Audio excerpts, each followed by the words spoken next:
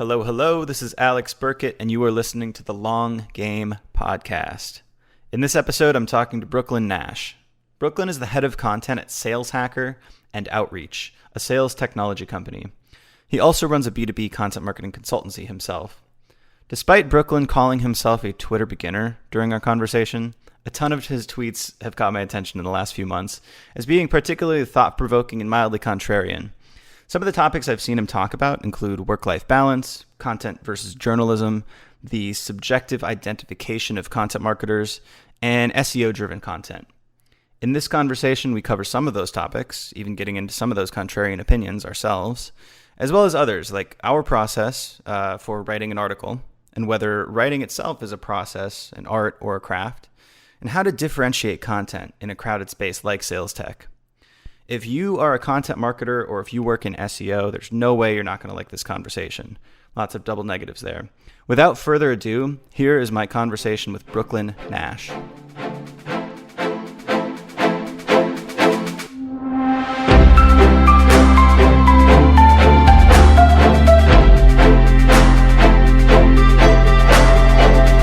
an Enneagram 3? That's right. I'm an Enneagram 3 as well. I don't know much about the test. I took it a while back, and I don't know how to read it necessarily, but I got a tie between Enneagram 3 and Enneagram 7, which I think is like, the Enneagram 3 is like the star, the perfectionist, the overachiever, right? Yeah. And then the 7 is totally, well, I don't know about totally the opposite, but it's like the spontaneous adventurer, like fly out of the seat of their pants kind of person. So I kind of explained a lot for me in terms of like why I'm so bifurcated in these two different directions. But I'm curious about your Enneagram 3, how that exhibits itself in terms of your career and your content marketing. Oh man, it's a good question. And now I wish I knew more about Enneagram. I don't know as much as I should. I'm Enneagram 3 with a wing 2, which from my understanding means it's like kind of a little bit that balances you out. The other piece of it is the numbers are kind of set up around a circle. And in general, if you're looking at, let's say you're on the bottom of the circle and you can go a healthy direction or an unhealthy direction. And if you go up to another number, like it sounds like the 7 in your case, it's the healthier balance. And if you go the other direction, it's an unhealthy balance. So it's definitely given me an understanding, like you said, just kind of gave me a framework to think through. It's not just like my personality, it's what makes me tick and where it can be a good thing and a productive thing and where it can become toxic and not such a great thing. Because I feel like with Enneagram, more than any other personality test, it balances those things out. So for me in the career, it just made me aware that for better or for worse, I will need something to be striving towards to achieve. And right now that's career, and that's building our business, and it's this network and all of that.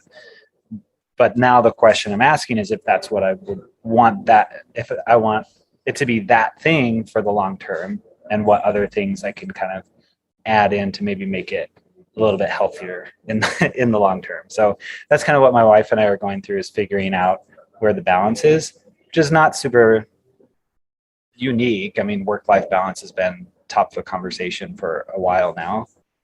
But I feel like knowing that I'm an Enneagram type 3 has kind of given me a framework for it. Instead of being like, this is a bad thing and I need to find things that aren't work related to balance it out. It's more just like working on the right thing where you become passionate and involved fully in that thing. Yep, exactly. That's kind of what I liked about the Enneagram, is a lot of these other personality tests, I don't even know the underlying science behind it, so let's just take it at face value. Yeah. I like that the Enneagram gave you the negative side, because I feel like often you're like, yeah, of course, I'm a likable, awesome person, and that's what my personality test tells me. But in this, I remember, I think it was the Enneagram was like, you perform for love or something like that. And the 7 was like, you're avoidant in relationships. And I'm like, oh man, that cuts deep. But the thing you mentioned on this Enneagram 3 thing was really interesting, because I saw another one of your tweets that talked about that work-life balance thing. And I write this monthly newsletter, and one of my, I have this little section where I just write blurbs of kind of like the top of the line stream of conscious things that I'm thinking about. And something I noticed this month was the work-life balance conversation is much more present in our culture at this point. But I find that the the talk is all about kind of one side of the coin. It's like, all right, make sure to rest, recharge, self-care, meditate, therapy, all of that stuff, which is obviously important. But I found if I over-index on that stuff, it actually flattens me out as well. And I really need that big challenge. Is that kind of what you were going for in this analysis of your type as well? Yeah, that's exactly it. It's not, to me, work-life balance doesn't feel like this either or type thing. And I think the phrase that maybe I'm more aligned with that I've heard floating around is work-life integration. And the biggest piece of that, or maybe one of the biggest pieces of that, is finding purpose in your work, because then it doesn't feel like, oh, you cap out at 40 hours for your work before you get burned out, and then you can turn to the things that fuel you and fill you up. So it's just finding what that purpose is, and then putting framework around it so that you don't go down the negative side where you can just go become like obsessed with a goal or your work or whatever it is. And because then if there's purpose in it that aligns with what your life is about, then it becomes easier to balance those out, instead of, it's less of a balancing act and more of a bringing the two together almost, I guess. Now I feel like I'm speaking in overly simplistic terms, but it's still a work in progress in my mind.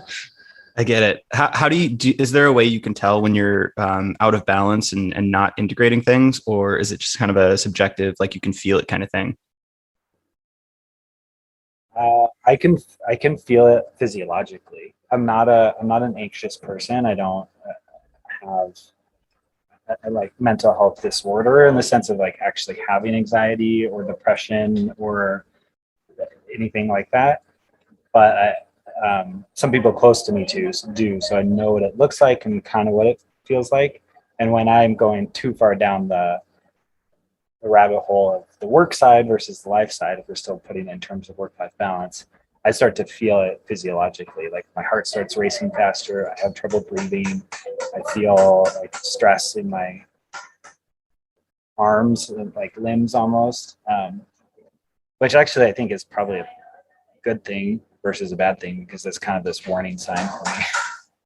Yeah, especially the awareness of that. I get the same thing. Like I'm not typically an anxious person either, but when I get in this, it's more so, it's not so much overworking, it's working on the wrong things that I'm truly not interested in, but won't admit to myself. I'll feel simultaneously anxious and like a drought of creativity. Like typically I wake up with, tons of ideas and kind of wacky left field things. And whenever I like find myself for a couple of days without those, I'm like, all right, now is the time to pause and reflect and think about what I'm actually working on, if this is what I want to be working on. Yeah, something you get excited about. And I don't really, I mean, you can tell me if you think about this differently, but I don't fully buy into the idea of like work on what you love, work on what you're passionate about. I've been there in the past with like nonprofit work. I'm very passionate about nonprofit work. I also got very burned out very quickly with it. So it's not about just like doing what you love or doing what you're passionate about. It's like maybe a level, I don't know if it'd be a level deeper or a level above that, where it's something that you find interesting and that you can find purpose in. And then you can find that balance. But yeah. Yeah, I think it's for me a level up where I used to think of it like, all right, I've got to work at a company that aligns with my mission and my interests or something like that. Like I love health and wellness stuff, but I don't think necessarily working at a company that does health and wellness stuff would solve that problem. I think it's more so thinking about what inclinations you have and what kind of problems you like to solve. Like for me, anything like creative, also analytical, and then also I've noticed building my own thing. And it doesn't have to be for a specific industry. I'm sure if I worked for a construction tech company, like I could find those similar problems there. So I think chasing I think the word passion may be just like misunderstood, because those areas would be my passion, but it doesn't necessarily have to be like working on, if you like fantasy sports, like a fantasy football startup or something like that. Right. So what led you into content marketing? Kind of just an accidental path. Let's see how I can make it a 90-second version instead of a 90-minute version. I moved to Guatemala to work in a nonprofit. I had been freelancing a bit on the side before we moved here, and kept doing it while I worked in the nonprofit. And it was, my role with the nonprofit was kind of the equivalent of content marketing for the nonprofit world. I was doing a lot of donor relations and communication, a lot of social media, uh, a lot on like the messaging and documenting and all that. So that was one piece of it. But then after a few years in the nonprofit, we stepped out of that, and I just decided to jump into freelance writing full time. But around the same time, I also started learning more of the tools that go into turn freelance writing into content marketing, like putting work into figuring out what the SEO strategy should be, figuring out how to package stuff up, getting into more of the big picture product marketing and messaging types of conversations. And that transition just kind of happened naturally over the course of a few years. And I was still doing this just as a contractor. My wife and I have a small business on content marketing. And then I joined a small sales tech startup, and then outreach after that. And now I'm a content marketer, which I love. It's a lot of fun. I'm very grateful for it, but it was just totally by accident almost. Well, do you remember back when you were at the nonprofit, how you got those first freelance writing gigs, or what led you to that? Because that seems like there's a spark there. Like what even led you to believe that content marketing in a freelance way would be kind of a viable pathway for you? Yeah, at the time I didn't really think of it as content marketing, and I really wasn't a content marketer. I was a freelance writer. So I got into it honestly just because it was the simplest way that we could make money while being out of the country. And we were working for a nonprofit 40 hours a week. I needed a side gig that could pay our bills, pay off our student loans, save a little bit for the future, because we were volunteers. We weren't making anything with the nonprofit. So I just got into it just as a writer. I knew I was like an okay writer. Let's try this out. So I got on Upwork, actually back when it was Elance, before it joined Odesk and all that happened. So I got in Elance, now Upwork, pretty early, and just started getting some clients there. I don't really tend to recommend Upwork these days for freelancers to get started. I think I got a little lucky that it was in the earlier days, like 2012, 2013, which made it a little easier. But even then, it was inundated with lots and lots and lots of freelancers and lots of clients who don't know what they want, way underpay.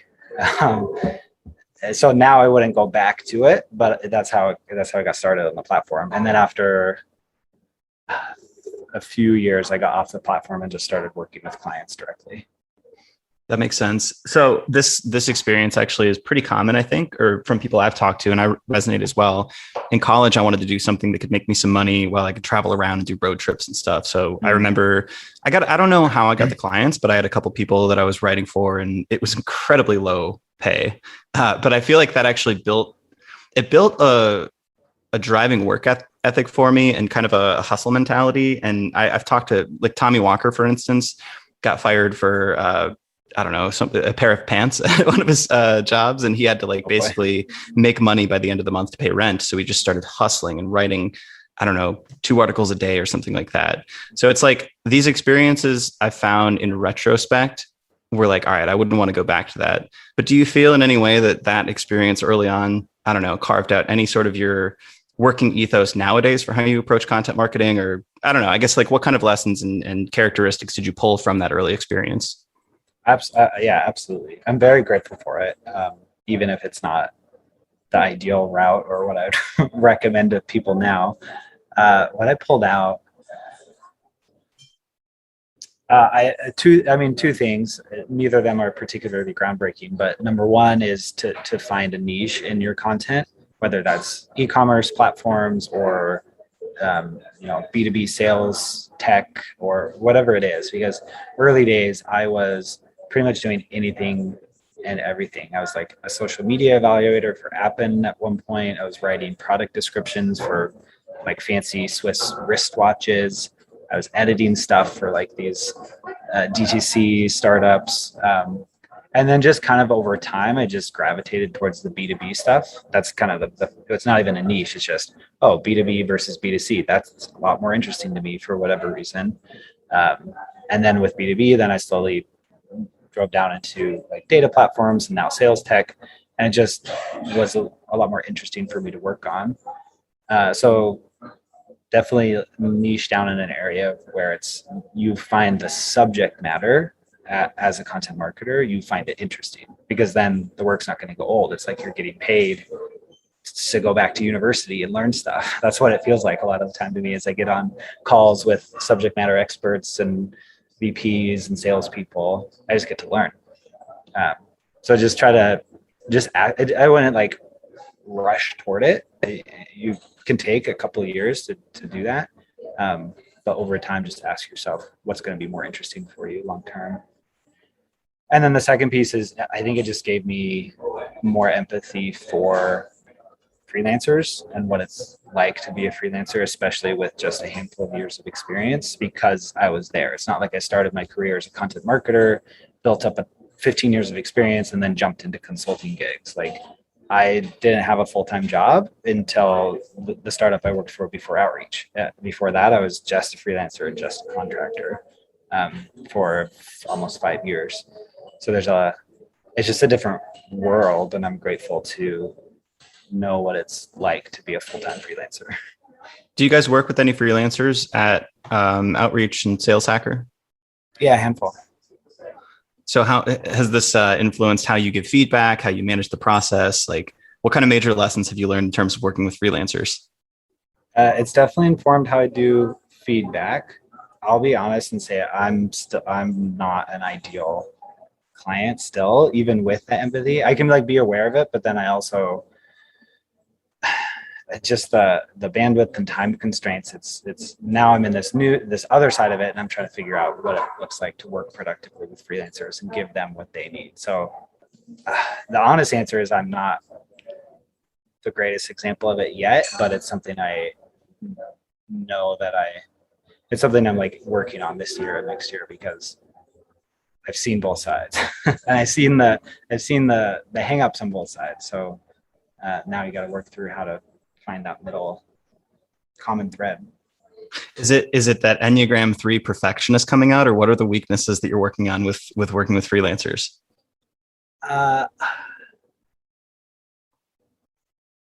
Maybe the perfectionism a little bit, although I don't really think of myself as a perfectionist.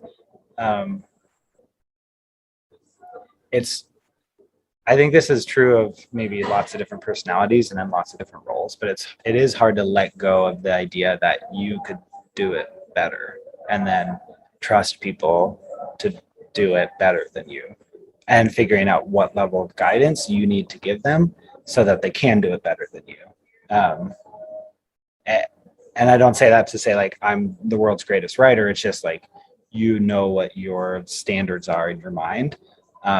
And it's just a whole different skill set to be able to write like that and be able to put the guidelines in place and the feedback in place and the communication in place and expectations in place that set people up to deliver at the level you could. Which I hope that's coming across the right way. It's not like me tooting my own horn that I can't find anybody that's as good as me. It's more like it's just a different set of skills to develop, right?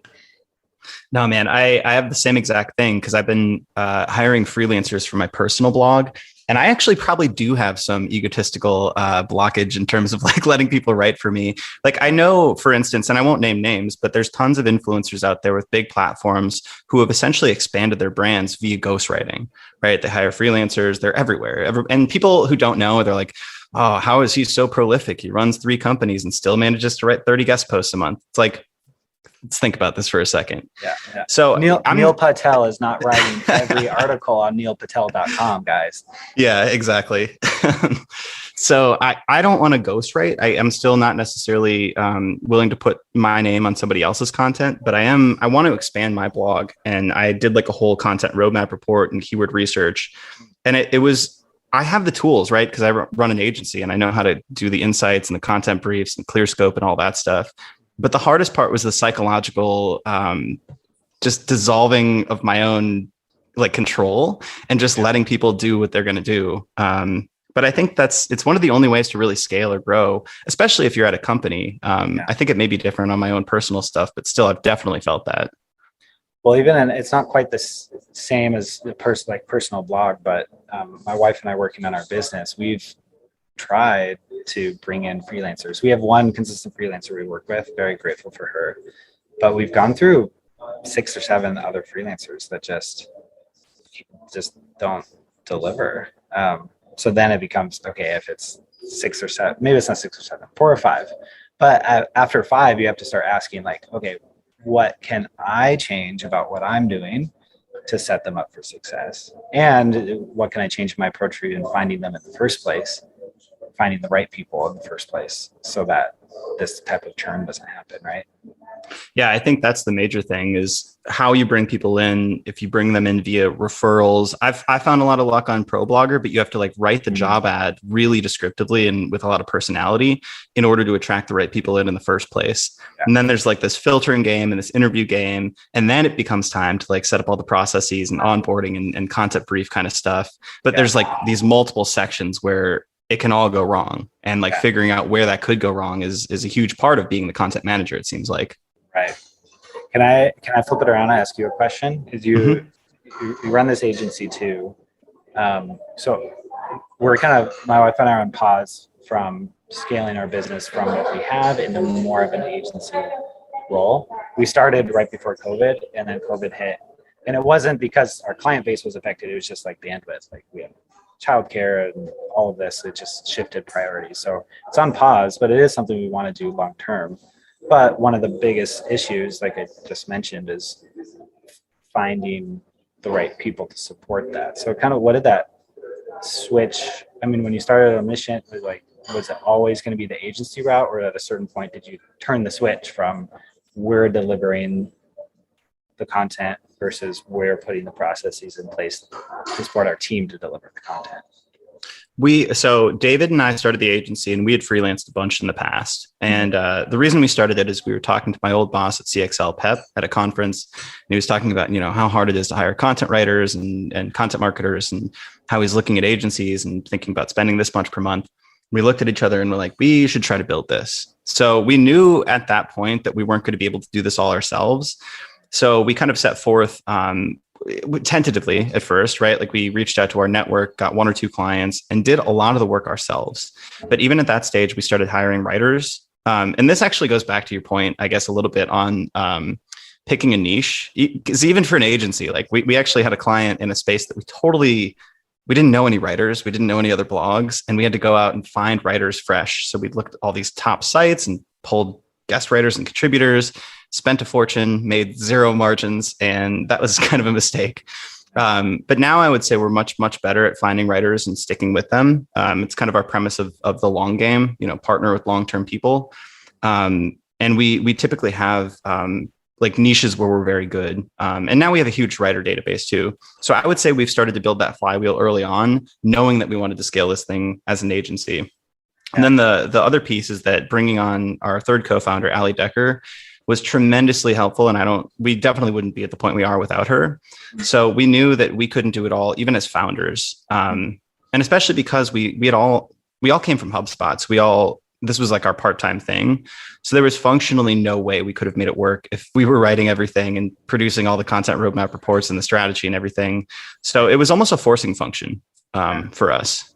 And we're still dealing with that. But this is actually another lesson that I learned from Pep. He's got this idea now where maybe, I think he says like 10 or 15% of your company is really like core differentiator. It's like what you do best. And then his idea is that everything else, if you can, you should try to outsource it. So if you're not the best at paid ads, like go get somebody who's the best at paid ads and try to hire them, either freelance in-house or an agency. So essentially everything we do that isn't core content services and sales, we're trying to outsource. And it's not always possible, but that's kind of our new ethos. And we're all a little bit of perfectionists. So we kind of have to keep each other accountable and honest towards that goal. Yeah. A question and a thought. Well, just the thought is that's niching down, I think, is not just about industry or vertical. It's also about what your deliverables are.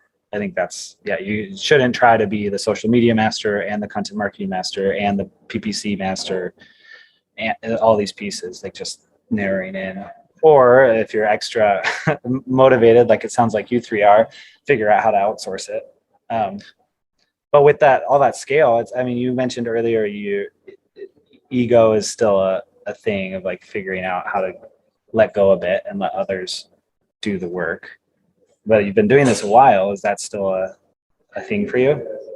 Yeah, so it's different for my site because it's my byline. I don't know what it is. There's something holding me back that says like I want my insights on my name and I want it to be the best post in the world. Yeah. And I write in a very particular way, at least I think I do. And then with clients, it's more about building the processes that help them get results. So I would say that's what I've kind of grown to like is building the systems and enabling the team to deliver those things. So now I just get a kick out of the case studies that we get, where it's like, AppSumo increases organic traffic by 800%. And then allowing the team to operate within that system and kind of creatively execute to get those results. That's enough for my ego for sure. Yeah. So I think it's pretty different with client work versus my own stuff. That makes sense. Yeah, that's a good distinction. Do you feel similarly? I'll let you know when I'm at the profile level of getting ghostwriters to write for me. Not there yet. That's funny. So I want to ask actually, because you mentioned the inclination towards a niche, and I want to actually touch back on that point. Mm-hmm. One, how did you choose sales tech? And two, it's a pretty, maybe saturated is the wrong word, but MarTech in general is pretty saturated in terms of content marketing. I would say it's pretty mature. So I'm sure that presents challenges as well as opportunities and interesting lessons and work. Yeah. So a couple of pieces there. So sales tech, I didn't really choose. Again, one of my clients before I had fully niche down was a tiny sales startup. And he actually asked me to come on as a head of content, like first marketing hire. And I had never had a full-time gig before. I had spent a couple of years listening to the startup podcast. I was like, great, this will be, if nothing else, like great year experience to learn a lot that I haven't been able to work on yet. And then 9 months into that one, I got an offer with Outreach, which is also sales tech, obviously, and jumped into that. And it's been a blast. So it was more just doubling down on a space that I spent quite a bit learning about with the sales tech piece. The other piece is I'm not fully taking my own advice yet. Ideally, we pick a lane over the next couple of years, but we also work a lot with cloud development agencies and data platforms, which honestly just feels so exciting to me because data is it's just taking off these days. Like any type of tech that gives or visualizes or connects data. So that's been a lot of fun to work on. So like PH Data is one of our clients, and they develop solutions for the customers, and then others are actually providing the data in the cloud. So it's kind of dividing between those two because yes, sales tech and MarTech is pretty saturated. I think that's a good term for it for content marketing. But data, again, that's super broad. So choose a specific piece of that. But in general, there are exceptions. But in general, I haven't seen very clear examples of knowing what the story is, translating very technical topics into something that's accessible and exciting and connects the dots. Like those two pieces are pretty rare in that space. So that's the space right now where I get to have a lot of fun figuring that out with clients. Yeah, that's actually really interesting because I don't know if they're completely on opposite sides of the spectrum, but I do agree with you. I don't think there's a singular like HubSpot voice for data platforms. But if you look at the MarTech space and sales tech space, you've got dozens, if not hundreds of blogs that people may already read and have really intelligent content marketers who know the SEO landscape, know how to build links, know how to build partnerships. Whereas the data space feels like you do have a little bit more blue ocean, a little bit more green space. Yep. Does the strategy that you take in either of those spaces, does that differ because of that market saturation and maturity? The strategy definitely differs, and it will depend on the client. But just even what we're delivering for clients differ. So with companies in the sales space or marketing space, it's very much about essentially sales enablement. We're creating white papers and case studies and one pagers, product, a little bit of product marketing mixed with the content marketing, right? But then on the other side, the more technical topics with data platforms and cloud engineering firms, it's a lot more about like just the top of funnel stuff, like getting the basics in place with SEO, figuring out what the story is and what the CTA should be, how to connect, how to even which pillars, if we're going to pillar and cluster approach, what should the pillars be? And then where do we place all these specific topics under them? It's just a lot more starting from the ground up. Whereas with marketing and sales, it's very much about just the writing itself, honestly, like telling a good story with that case study. Yeah, it almost sounds like you would need to get more creative in order to differentiate and mature and saturated spaces. And I think Outreach and Sales Hacker, I think you guys have done that pretty well. At least from my side, I don't know if this is true internally, but it looks like you guys have built more of a community than other brands have. And then also, I guess you mentioned this, but you work with a lot of influencers who are actually in the sales field. So it seems like you guys get more tangible thought leadership advice from actual practitioners versus, just kind of rehashing other people's researched articles. Yep. That's exactly it. And that's why it's so fun, honestly, and why it stays fresh. Because, so I said we work with a handful of contractors, but we have one freelance writer at Sales Hacker, and we put out 12, 13, like 14 pieces of content every week. So most of the content we're putting out is based on our contributors and our community members, whether it's an article or a podcast interview or panelists on a webinar. We rely on the sales community. So then it just becomes a lot more about coordinating all that and pulling out the interesting parts and editing a lot for people who aren't writers. So the job is definitely different, but I really love relying on the practitioners, like the experts who are working in sales, versus trying to spin my wheels as a content marketer and try to understand what it feels like to get an objection in a demo, because I haven't had that experience. Is there anything that you've learned from this experience working with sales leaders about sales? I've learned everything about sales from working with these sales leaders. Like, do you use it for your business as well? I do, yeah. Pretty early on. Again, we're kind of hitting pause, but early on with the previous startup, when I was about 6 months into the whole sales space and learning about it, I launched my own cold email campaign, which I had never done, just to try it out. It was a lot of fun. I took all the tips that I had read and written about and tried to put them into practice, and it worked. I mean, I sent it out to, I can't remember how many. I tried to do more of it's not ABM, but like more of the targeted approach versus spray and pray. I think 60 people, something like that, like went on Sales Navigator, identified who had either just started in their role or who was hiring, pulled out the ones that fit who I'd want to work with, reached out to them and just said like, hey, I saw you just started, or I saw you're hiring. This is what I do. Let me know if I can help. And I think that the question was, what are your 2020 content goals? Like just making it more about the goals versus, hi, this is me and this is what I do.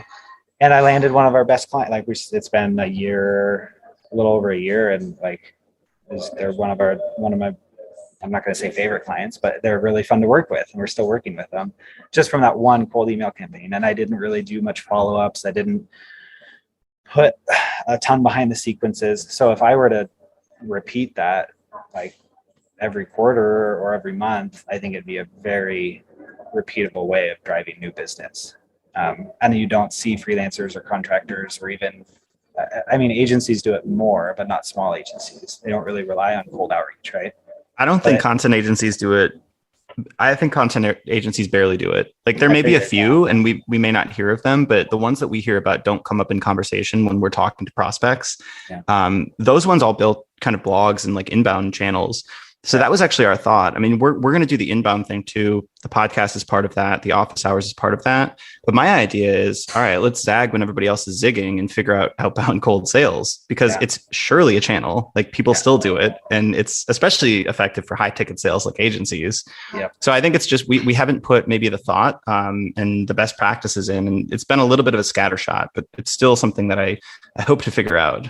Yeah. Have you've experimented with it already a little bit? Yeah, a little bit. So we've Okay. gotten pretty decent results. So it sounds like the main lesson, at least what I took away from you said, is the targeting is one of the most important pieces. So finding the right person at the right time at the right company. And I'd say that is true in my experience as well. And then in terms of messaging, we haven't tested a ton. It's usually people who are maybe hiring a content marketer, raised around, or it's just someone in our niche who may have mutual connections or something like that. And then I think the messaging component is where we need to get better at it. But we've landed a couple of meetings. We may have landed one sale from cold outreach, but it's very, very low compared to, referrals and inbound and just Yeah. personal network stuff at this point. Yeah. I mean, I'd love to hear more if you decide to double down there and experiment, because I think there's so much opportunity for content marketers, whether you're a freelancer or an agency with like a 30-person team, because they're already, it might be overkill to say they're already qualified, but they're pretty close to being qualified before you even contact them if they're 3 months into their role, or hiring for content marketers, because either way they're going to need help with content. Like it's hard to execute on your, if you're a sole marketer or even like a marketing team of 3, it's hard to get all the content out there, and almost guaranteed they're going to be looking for help if they have a little bit of budget. So the only missing piece really for the qualification is budget, but they have everything else. Like they have the authority, they have the need, the timing is right. Backing up. So in sales, when you talk about qualification, they usually talk about BANT, B-A-N-T, and it's budget, authority, need, timing. So you have 3 of the 4 just by making sure you're reaching out to the right person at the right time. And then it's just a question of budget. So I think it's a winning approach. I'm looking forward to doubling down there when I have the bandwidth. That resonates with me. Something we found in terms of like the prospects we would reach out to, on maybe timing and also need. I don't know if it factors into those necessarily, but people who don't have a blog but should weren't necessarily the best fit because they weren't bought in already. So we would have to do tons of educating in terms of like the value of content. So it's like the best prospects, whether they're inbound or referral or cold outreach, were the ones who were already chipping away at the blog, potentially hiring and investing more, and just wanted to supercharge it. So we learned that we can't fight uphill against somebody who is going to, not understand content or expect results in, a month and a half from SEO and all that stuff. So there was a certain pre-qualification in terms of education that the company would need as well. Yeah, that totally makes sense. And that is another piece I would put in place is just check out the site quickly on SEMrush or Ahrefs. And you could even build that into your outreach saying, hey, I saw you've seen a good amount of traction the last 6 months. Like you're obviously putting some effort here. What if we could try to double that impact? And then right out the gate, you're showing not just what your value is, but kind of, I know how to dig into what matters and show you how you could do even a little bit better. Have you thought much or learned much about account-based marketing and account-based sales? I'm starting to. So I just started working with metadata as a new client and learning a ton with them. I get to talk with their sales team and their internal experts, which has been a lot of fun. But no, not an expert by any stretch of the imagination. That's one thing that interests me a lot, but I still think I don't understand what account-based marketing actually means. I think there's most people understand what ABM is. Yeah, we need like an outreach or a sales hacker that can talk about account-based marketing and really own that term, because I don't feel like anybody, like you said, I don't feel like anybody actually knows and can explain to me tactically what it means. Yeah. And it's a hard one too, because it's so broad. It can include so many different things. It can be like targeted, like you target your copy in your paid display ads on social. That's ABM.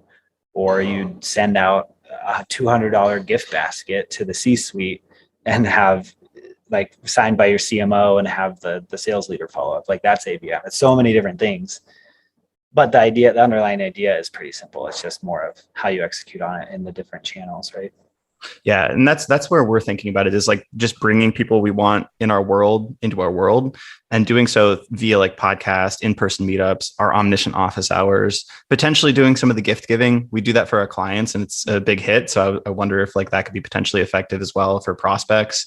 Who knows, that could waste a lot of money as well. Right. Then there's like, custom landing pages, custom Loom videos. It's kind of an endless world in terms of the tactical stuff.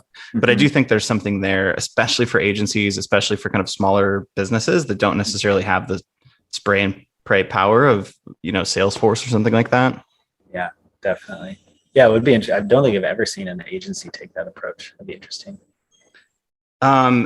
Before you mention the writers on your team and yourself, you have to kind of act like, well, you didn't say it like this, but journalists, right? You're fishing through different interviews, podcast conversations, community forums and stuff like that, splicing it together and patching it up into a cohesive blog post. And you tweeted a while back, content marketing is crappy journalism with better pay. So How do you reconcile those two worlds? Like, how do the skills of journalism factor into content marketing? And is it always like this, or is it, it sounds like it is at your company and in your niche, but how do you functionally look at those two skill sets and kind of roles? Yeah. This is the first time on air to clarify the tweet that got just divided, I guess. All I meant with the tweet is that content in its best form, content marketing is like journalism, but it's still crappy journalism because it's inherently biased, because good content marketing also sells something. You can't just tell a story. At the end of the day, you are trying to sell something, or it's not content marketing, right? It's blogging or it's journalism. Before you finish this, can I ask real quick, do you think it would be better if they tried to be objective? Because this is a battle I used to have at HubSpot, where if we got too salesy, people were like, oh, they're not going to read it. I'm like, there's a fucking HubSpot logo at the top of this blog post. I think they know. Yeah. You don't have to be sneaky about it. No, I don't think it would be better if it was subjective, because then you wouldn't be accomplishing your goal as a marketer, right?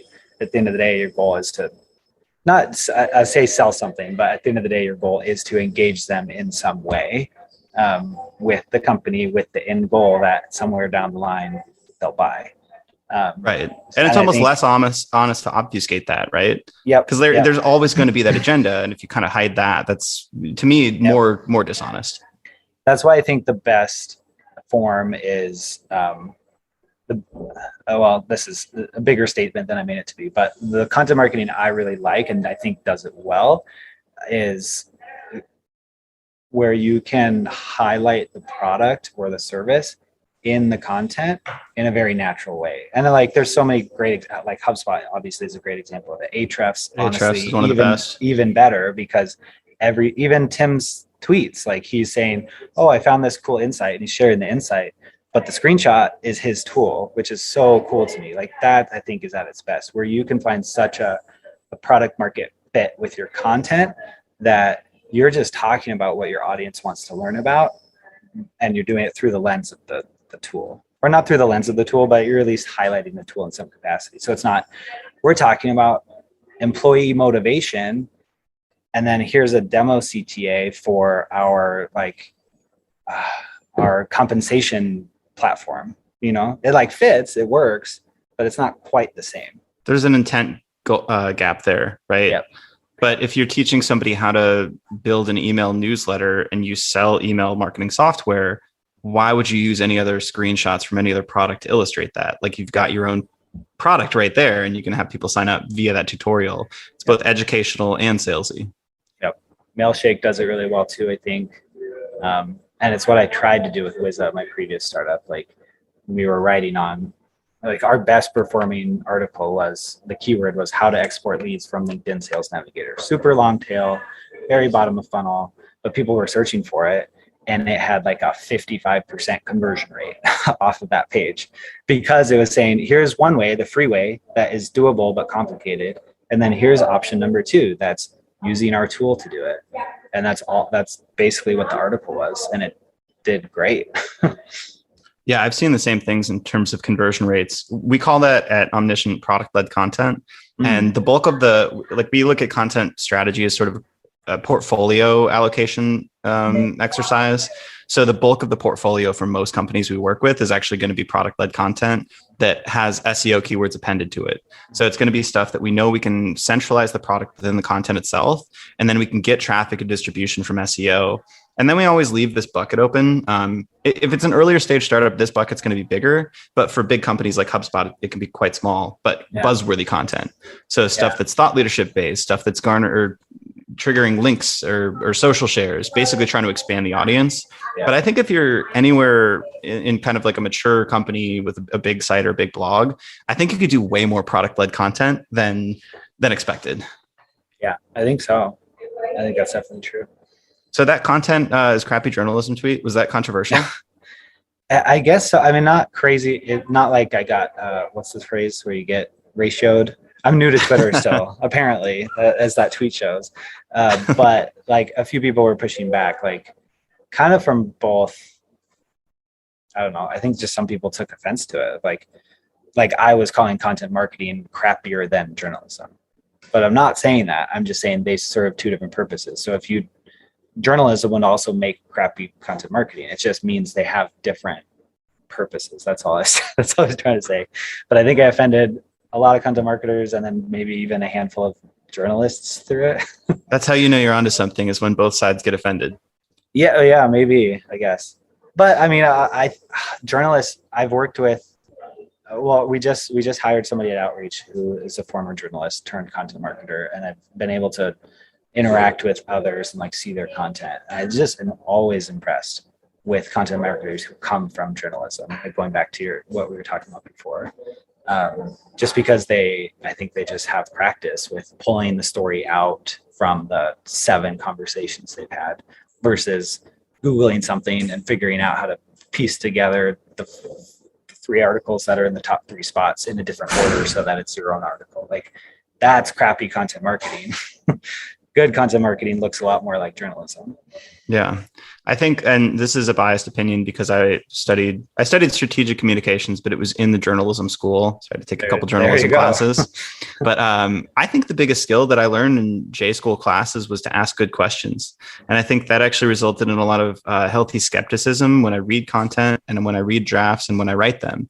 So it's like every claim I make, I'm kind of poking holes in it, including for myself, which is really frustrating during the writing process. But I don't know. I feel like that may be one of the biggest strengths that journalism provides, in addition to the one that you mentioned or alluded to, where journalists tend to write in a very clear, hierarchical way where the important stuff kind of lands first. So I think those 2 skills are things that you could probably learn. Like, you don't need to necessarily be in journalism to learn those. And they're more mindsets than anything. Yeah. If we could replace this isn't true across the board, but in general, if we could replace the like 100-word intro of content marketing blogs with like just a solid lead or just jumping right in, I think B2B content marketing would be a lot better for it. That is my biggest pet peeve. And actually, when I started at CXL, I would do those too. And then Pep would always just redline the entire intro and be like, dude, just jump into it. Multiple people have told me this too. Tommy Walker calls that, kind of clearing your throat. We're warming up. I think Jimmy Daly said the same thing in a conversation I had with him. But it's hard. And I still get drafts all the time where it's preamble, and then it's like, let's jump in. And it's like, you don't even need to say, let's jump in. You can just jump in. Yeah. Yeah. It's always a version of ready to jump in. Let's dive in. Yep. Right. Totally unnecessary. Yeah. I have another tweet that I wanted to ask about. Oh, man. Yeah, I just went through your past tweets. Sorry, what's that? Oh, I was just going to say the context here is, and the irony is I'm like new to Twitter. Like just the last 6 months I've been like, I should get a little more active on Twitter. Well, that's the crazy thing is I was going to ask you how you got good at Twitter, because I feel like your tweets are actually very engaging. You get a good reach with them as well. And let me ask about that later, but this one's kind of related, this older tweet. And this one actually caught my attention. I remember seeing it. And it's related to the journalism content marketer thing and kind of definitions in terms of how we look at ourselves. Mm-hmm. So you said content marketers, do you primarily think of yourselves or professional selves as marketers or writers? Mm. And I think that generated a lot of interesting discussion. I'm curious if you found any patterns, like if there was an overwhelming answer, how you look at yourself, and if you think there's a better or worse way if you're a content marketer to look at yourself. Yeah. Oh, all good questions, especially because I don't fully know the answer for myself even. That's why I liked the question, because I was having a hard time answering it for myself. in terms of a theme, I don't remember, was it a poll or was it just like a question and then it was I think it was just a responses? question. But I'm not totally sure. I think so. I don't think it was a poll. So, but I remember my sense being it was pretty evenly divided. Like almost half of people said they were marketers and almost half said they were writers, which made it even more interesting because then it made me feel better that I was having a hard time answering it for myself. And the ones that said they're primarily writers focused a lot on like, we're telling a story, we're talking to people and pulling out their points, like very much what I identify with. And then the ones that were marketers is kind of goes to what my other tweet about content marketing being crappy journalism is like, at the end of the day, if you're a content marketer not tying it to traffic or revenue or like MQLs, then you're not really a content marketer. You're just like writing stuff. Like it has to be attached to a goal and distribution, like across all these channels. It's not just writing the blog posts. It's figuring out how to redistribute and get all the reach. So I understand both sides. I think what I landed on, and I'm probably only 65% on this side, is in general, I do think of myself more as a writer. Because of that purpose we talked about earlier. Like at the end of the day, whether I am working in a nonprofit like I was, doing my own blog, which I want to do long term, in-house content marketer, contractor pulling together sales and marketing, like at the end of the day, it's my job to pull out what the story is and connect the dots. And to me, that feels a lot more like writing than marketing. And that's the interesting part of content marketing. The interesting part is the content for me. So I think I land on that side. But no, I don't think that to your third question, I don't think there's a right or wrong. Like if you think yourself as a writer, then you're not as good of a marketer. If you think of yourself as a marketer, then you're not as good at the content. Like I think it's just how people think through it. Yeah. I think we had this discussion on a podcast with just the founders as well in our Kitchen Side series.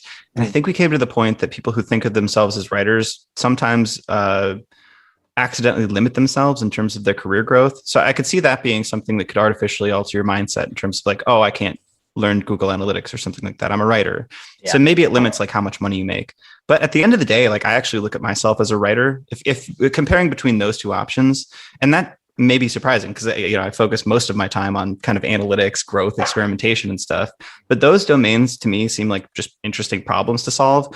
Whereas I've been writing since childhood. And it's like, I would still have fun writing articles just if nobody ever read them. So like at the core, it's like, that's what I would enjoy. And it sounds like similar to you. It's like, there may be metrics attached to what you're doing in terms of like content marketing on the blog or what you're working on in terms of ebooks and MQLs. But it seems like you could be just as happy working on interesting writing problems in other domains where those metrics are not attached to that. Yep. Yeah, exactly. I'd be happy writing if it was just for like to contribute a piece to some online blog, or I don't know, for a long time I wrote kind of like newslettery type emails back home. I like that. That's just a process that's enjoyable to me. So I think you and I are on the same page. Look at us, Enneagram 3s. I know, it's insane. The writer side. I also, this may be it may be self reinforcing to say, but I think it's probably easier to train a writer to be a marketer than vice versa. Absolutely. 100% agree with that. It's I'm reading, I've like posted about an obnoxious amount, I feel like, but I'm reading the Stephen King's book on writing. Oh, I love that. And one of his lines is that there's four levels of writing. There's like bad writers, good writers, and great writers. And you can't make and then like the legendary, like John Steinbeck, like legendary status writers. And you can't go from like a great writer to this legendary status. It's just innate. You're born with it or not. Like that was not, Ernest Hemingway did not like work actively to become a great writer. He just was a great writer. But he says you can train, and then you can't train to a bad writer to be a good writer. Like if you're just a bad writer, it just isn't going to happen. But you can train a good writer to become a great writer. So there's like that middle in between. So I think that was a long-winded way to say I think I agree. Yeah, I could definitely see that. Do you look at content, or do you look at writing as a craft or an art or a process, or how do you look at the actual act of writing? I think a process. I think more than anything, it boils down to being a process, because if you like rely on it being an art form, you're just like waiting for inspiration, which is not tenable. And if you look at it as like a craft, I think business writing is a process. I think writing as a whole could be like a craft that you inherently enjoy, that you, whether you're writing for yourself or for 100,000 people, like that doesn't matter. But I think writing in the sense of for marketing, I think that's definitely a process. Yeah, it's a good question. I might still be thinking about that after we get off the call. You should post that on Twitter. I'd love to hear what other people think on that as well. Yeah. Do you, so I have a question on each of those then. I think I agree with you in terms of both of those, the process aspect and the craft aspect, on kind of a meta level. So for the process side, do you have a pretty standardized approach to how you put together a piece of content? Do you start with research and outline? Do you do 2 drafts? Like, do you have something you kind of can look towards every piece in a similar way? If it's the same format, absolutely. I think the process looks differently for a case study than it does for a long form article, because you just have different people you need to talk to and different considerations. But yeah, in general, like if we're talking about a long form article, it's pretty much the same process if I'm the one writing it. I just saw somebody post about this on LinkedIn. I wish I could remember who it was so I could give them credit, but she asked, like, does anybody do a first draft anymore, like a messy, crappy first draft and then rewrite anymore? Because I don't. Like, am I the only one? And lots of people are like, no, I don't. I just write the draft and then do some editing, but it's not like it's the full, what people, I don't know. I feel like the not old school, but typical advice is like, write your really crappy first draft, then rewrite it, and it could look nothing like the first draft basically, and then you get it editing. But I don't do that either. I just write the first draft and then edit from there. So sorry, backing up to the process. Yes, it starts very broad and then slowly gets more and more and more specific. So start by asking, like if I'm working with the content marketing manager or director of marketing, like asking very broad questions. Who should I be talking to? What are the goals? Who's your audience? And then you get a step closer and you get more specific and you start asking other people more specific questions. Around the same time, you start doing more outside research. And then with that, that's enough to create an outline. That was the other piece of it is that she said she doesn't create an outline. I almost always create an outline. I don't think I can operate without one. And I almost always assign rough word count to outlines, not because I'm worried about it being 1,500 words versus 1,700 words, but because I want to know how much real estate to give each section before I start. This piece feels less important. It's kind of a caveat. Let's make sure it only has like 10%. This piece feels like the meat of it. Let's give it 45% and break it up a ton with like a ton of H3s and call outs and all of this. So outlining gives me a huge leg up, especially because I do outlining after I do the research. So by the time I'm done outlining, sometimes the draft is like a third of the way there. And then when it comes to writing the draft, it takes me way less time, because then I take 3 hours with my music and I'm just jamming, writing with what I have in that doc. I don't have to jump over here to ask a question or jump over there for that resource. I have everything I need right there in the single Google Doc. And then I get a draft done, do a round of edits. If I'm being 100% honest, I'm not the best at editing just because of the way I write. I kind of read back through as I write. So going back to the not doing the first draft thing, but I do edit to make sure everything makes sense and typos and all that, and then send it off. I love that process. You hit on something that our first podcast we ever did was with David Cadavy, who wrote Mind Management, Not Time Management. And I can't remember what framework he called this, but he splits his work days throughout the week into different forms of thinking, if you will. So he never researches at the same time he's producing. Right. And he never synthesizes what he researched during the same time that he's producing or researching. These are all very discrete things for him. And it sounds like you do that naturally. And that's something I'm trying to do as well. I think my process is going to sound maybe like an insane person's, but I try to write the article before I research and not outline it. Like I just try to write everything I know about this topic or kind of every point that I would want to cover. And then that uncovers gaps for me in terms of what I don't know or what I want to learn more about. Yeah. And then the research process is so messy and so silly and long and tedious. It has no format. And I should probably, actually set some process for that part, but that could take anywhere from a day to 3 months, depending on the article. Yeah. And then after that, I feel like I've got everything synthesized and, maybe pull quotes and stuff like that. And then I still try to write it, or I guess I have an outline at that point because I know kind of what sections I need to cover. And then I'll try to write it just straight up again, not stream of conscious because I've got all the research. Yeah. And then I'll sprinkle it in and kind of edit it up. But I don't know. I feel like that's a very messy way to do things compared to yours. I've never heard of that approach, but I mean, obviously works for you, but it's the identifying gaps, I think is probably what makes that work. So you don't even look anything up. You just write stream of consciousness, what's already in your brain. And then usually I'm starting with a topic that I know something about. And sometimes I can write it like the back of my hand. If it's writing about the conversion rate optimization process or how to run an A/B test, I can just write that.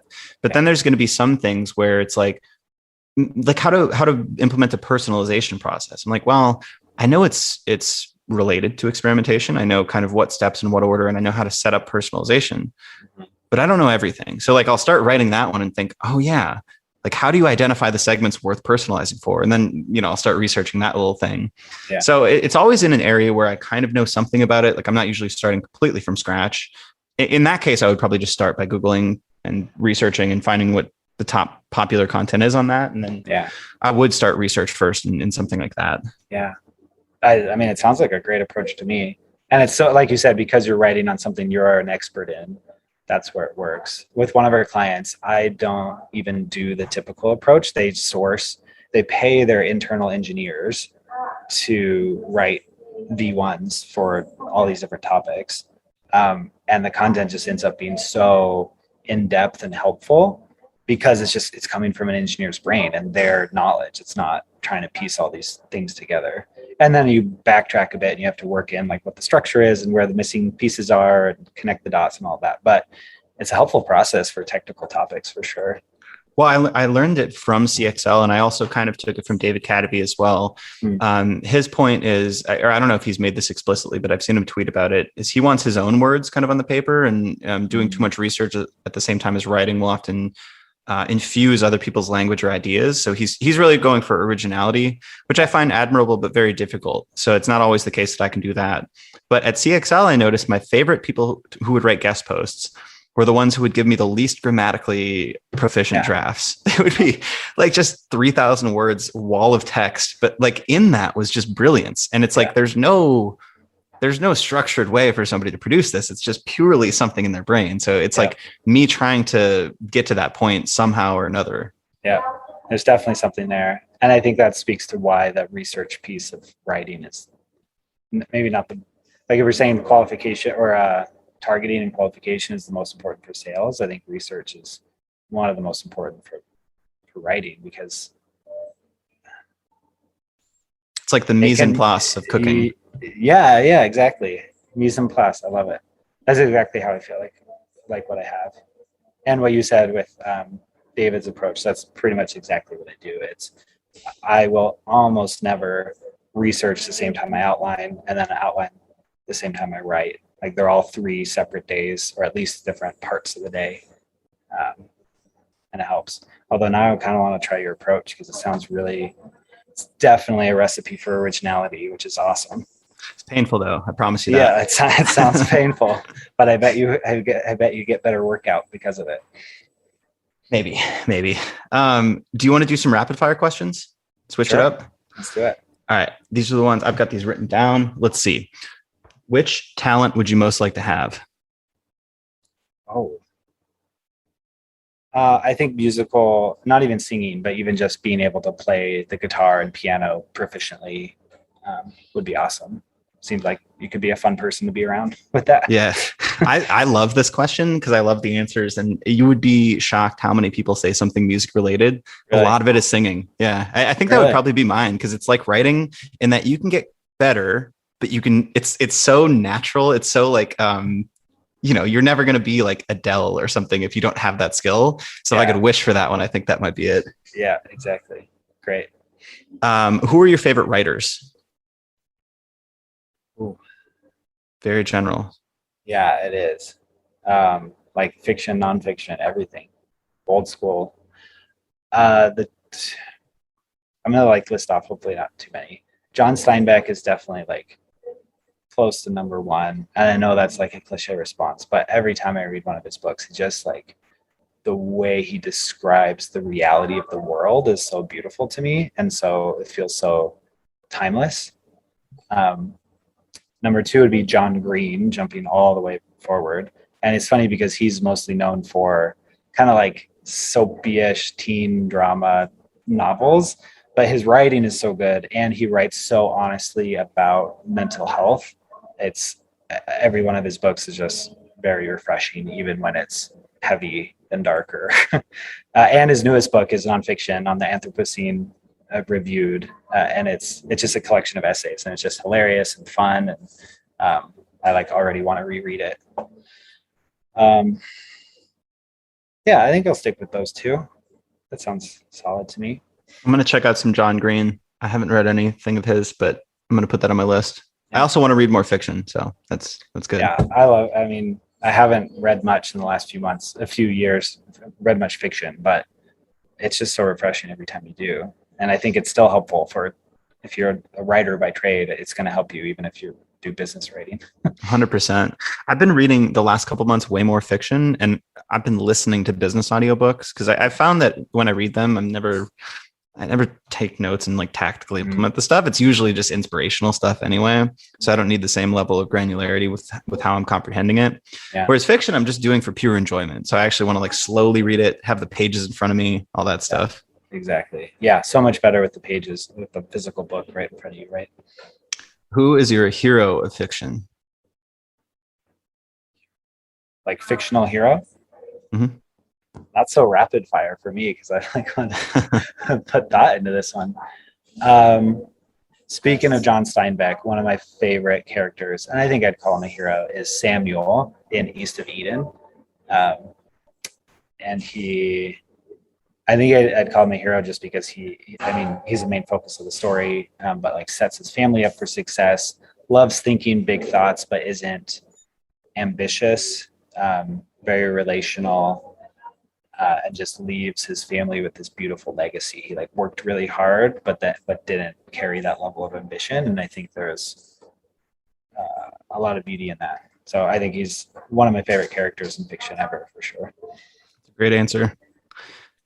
Which historical figure do you most identify with?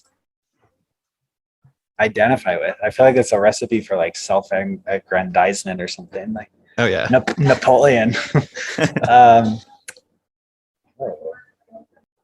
That is a good question. I don't have a good answer to right now.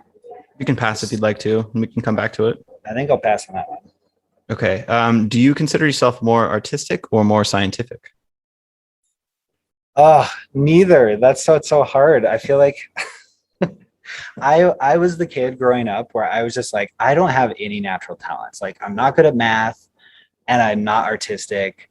I'm not good at the piano. Like, and then that's how I kind of discovered, oh, okay, I'm good at writing, which I still don't know if I think of writing as like art for me. So I don't know. I think because I said I mostly consider myself a writer versus a marketer, I kind of have to say artistic versus scientific. But that's a hard one for me because I don't really feel all that artistic. That is a tough like question. Numbers and like attribution, and we're digging into like amplitude for product analytics and digging further into all these different like reporting this last year or two. And it's like a challenge for me. usually a fun challenge, but it's not something that comes natural to me for sure. Right, right. What's a career choice you considered but didn't pursue? Quite a few. I went to when I went to get my master's degree, I thought I was going to be a foreign service officer for the State Department. Um, my wife and I always knew we wanted to live abroad at least for a while. I studied political communication. It was like my dream to work for the State Department. I like took the test, the foreign service test. Didn't pass it at the time, I think, because I was too young. So that was one for a long time. And then I wanted to work in nonprofits, and probably still do want to work in nonprofits long term. But that's on hold. So both and. Who do you admire professionally and why? I'm kind of like thinking of a conglomeration of folks, but I admire anybody who has like taken either a side gig or a freelance career and turned it into something bigger, like whether that's a bigger consultancy that focuses on very strategic things or building into an agency. Just because it's such a different thing than just doing your own thing, but it's also such a different thing than starting a startup, because you're kind of inherently not just bootstrapped, but like the one running things. So I always find that really interesting to watch and hear about. That's cool. I love that. And then we could just do one more. What blogs, podcasts, and influencers do you love to follow right now? Too many to count. I will, in terms of blogs, I will always, the last year and a half, I will always read anything from animals, which I know you said you had Jimmy on. He's not there anymore, but I mean, I think they've built something really cool, and the content, every time they put an article out, it's the kind that I will read in its entirety and bookmark and come back to every few months. And actually, speaking of which, same with Jimmy's stuff that he's putting out with Superpath. Like, it's so helpful and kind of comes from what you were talking about, your process. It just feels like this comes out of their brain. This is not piecing all these Google results together. It feels really good. So animals, Superpath. And then the other one is, it's another small agency called Fenwick. Chris Gillespie, Fenwick, I think they're in New York. But same kind of thing. They just very much focus on the craft of writing and just making the writing really great. So a lot of the content they put out is focused just on less on the strategy and more on making the writing great itself. So I really have found value in their stuff too. Awesome. One of them, not Carrie, Rebecca, I think, at Fenwick, she did a great post on LinkedIn broetry.